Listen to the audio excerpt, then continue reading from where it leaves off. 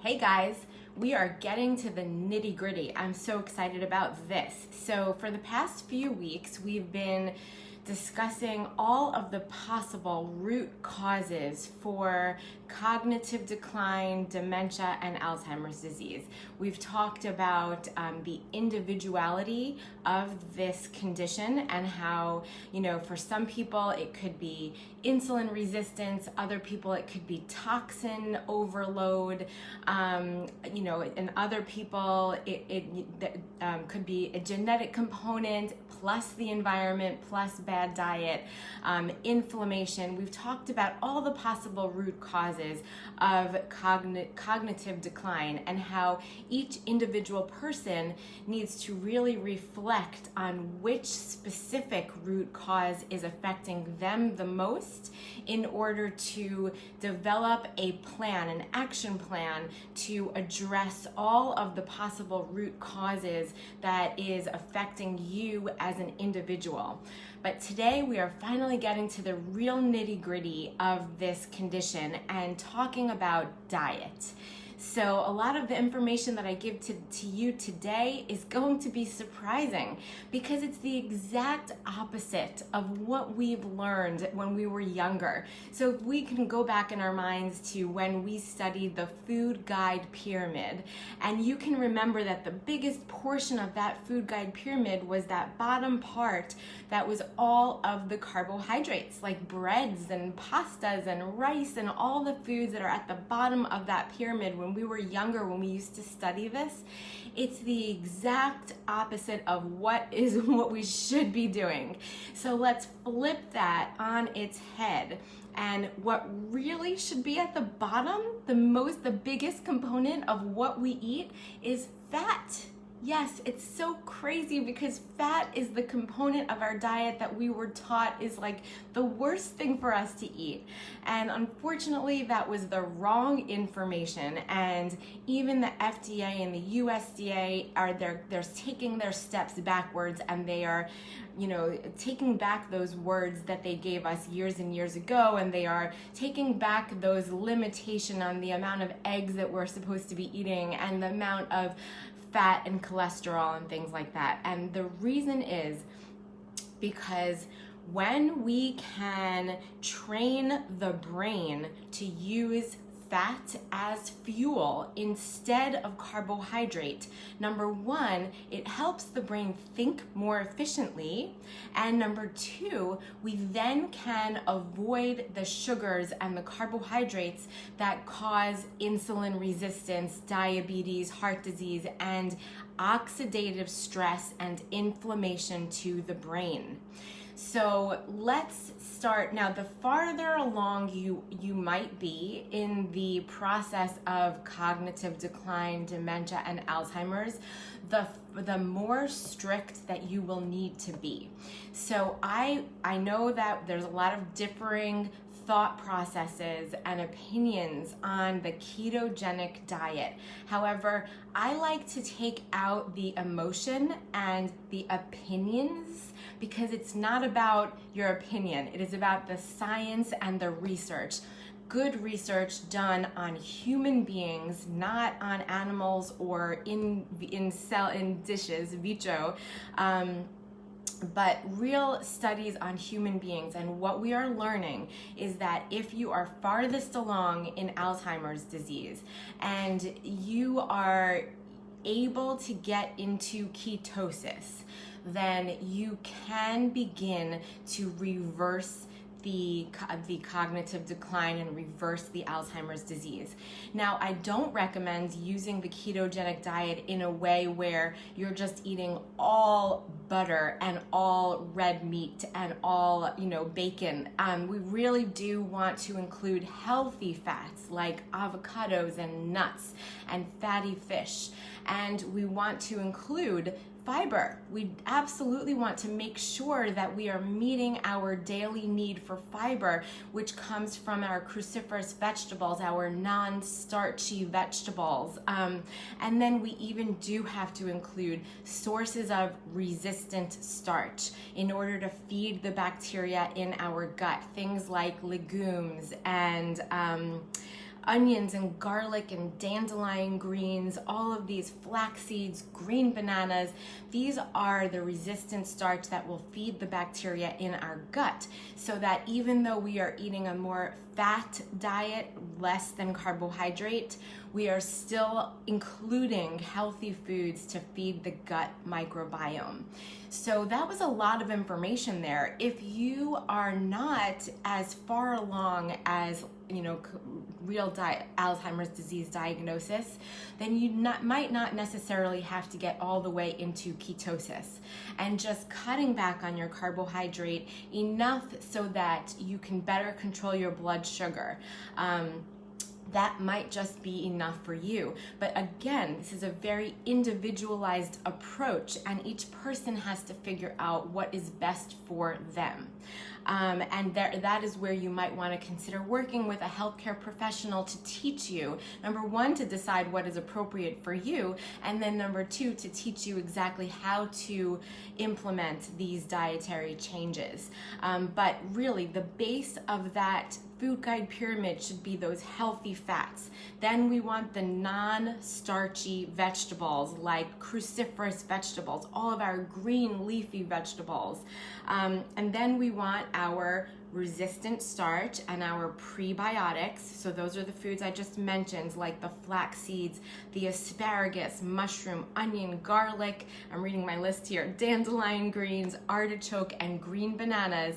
And then we even want to continue up on that pyramid and include probiotics. So probiotics are the live bacteria that are found in fermented foods like sauerkraut and pickled vegetables and kimchi.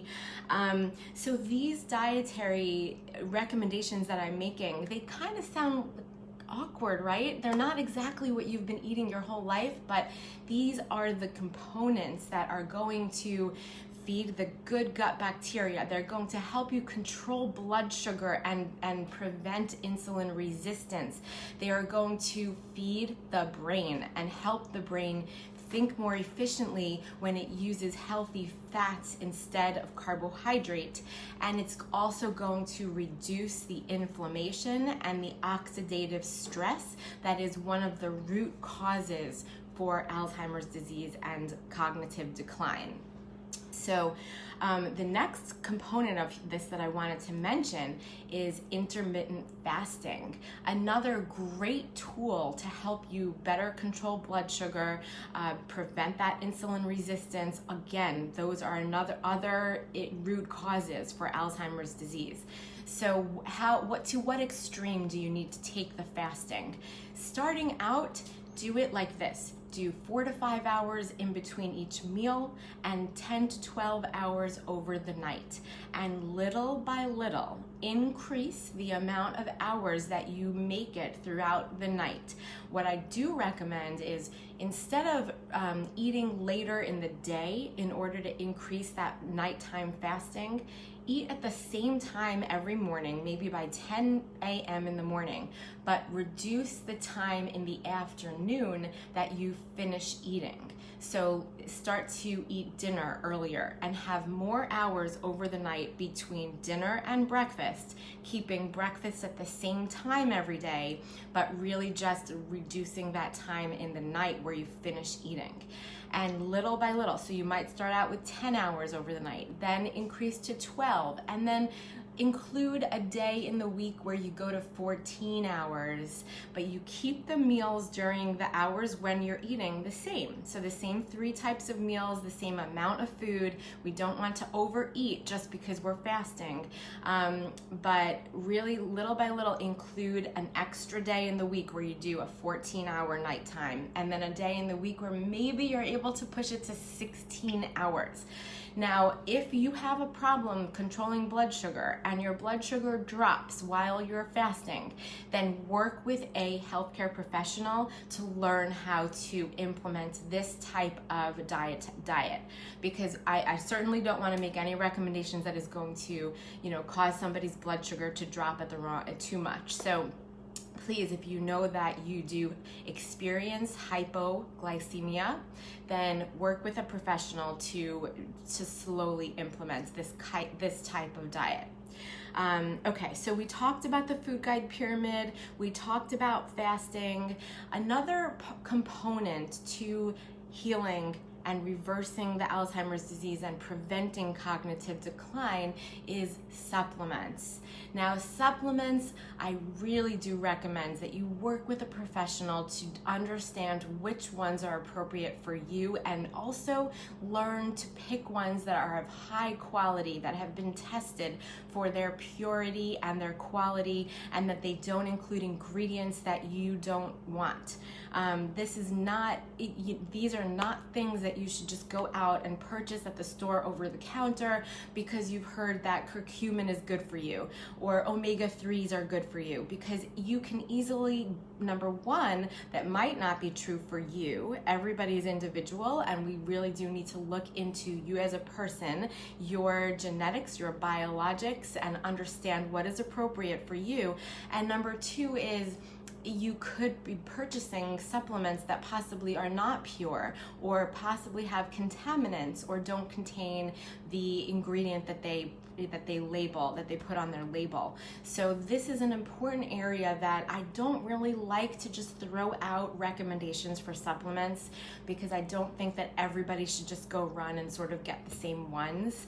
But I will mention that things like supplements that have the mushrooms, like cordyceps and lion's mane mushrooms, have been very beneficial for brain functioning.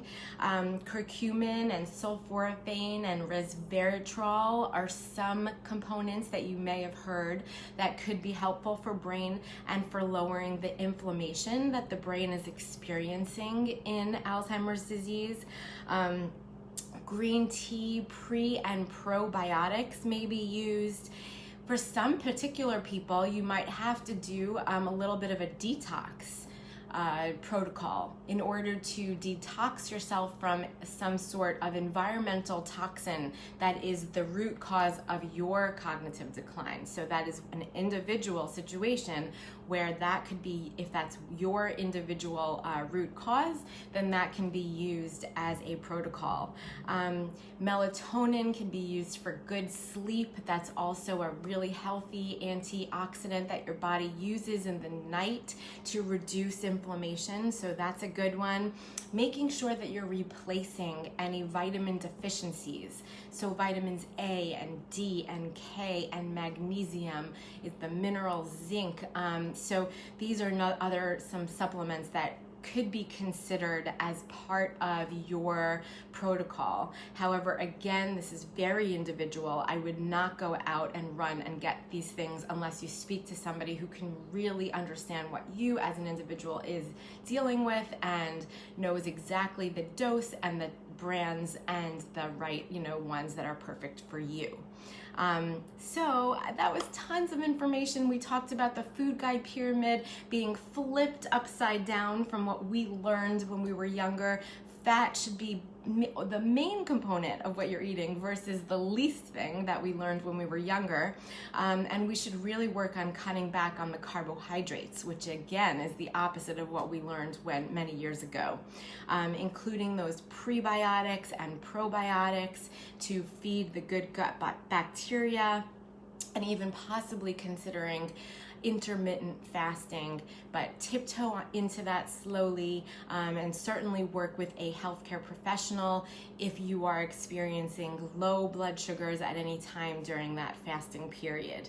And again, as a reminder, for all the supplements that I recommended, please work with a healthcare professional who could make the right recommendations for you.